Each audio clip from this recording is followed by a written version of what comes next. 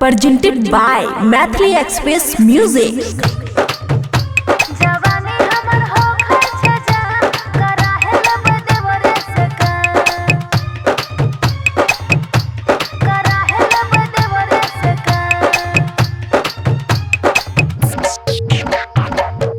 खुशी recording studio Baluaha. सैया अपने रहै छै आसान कराइल बदे बरस काम। सैया अपने रहै छै आसान कराइल बदे बरस काम। जवानी हमर होखै छै जान कराइल बदे बरस काम। डीजे गुड मधुबनी जवानी हमर होखै छै जान कराइल बदे बरस काम।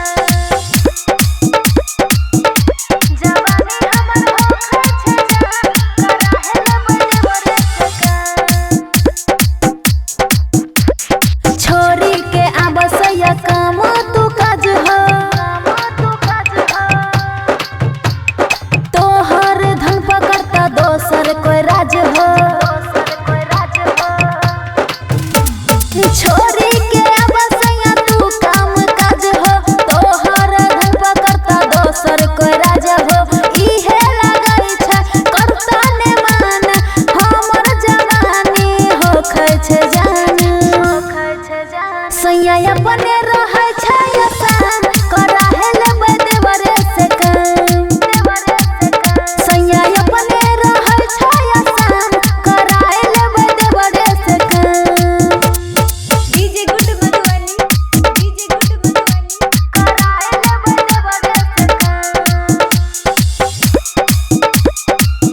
सैया अपने रहै छै आसान कराइल बदे बरस काम। करो न सैया तू इतना देर हो खल जाय छा बहुत अनेर हो। करो न सैया तू इतना देर हो खल जाय छा बहुत अनेर हो।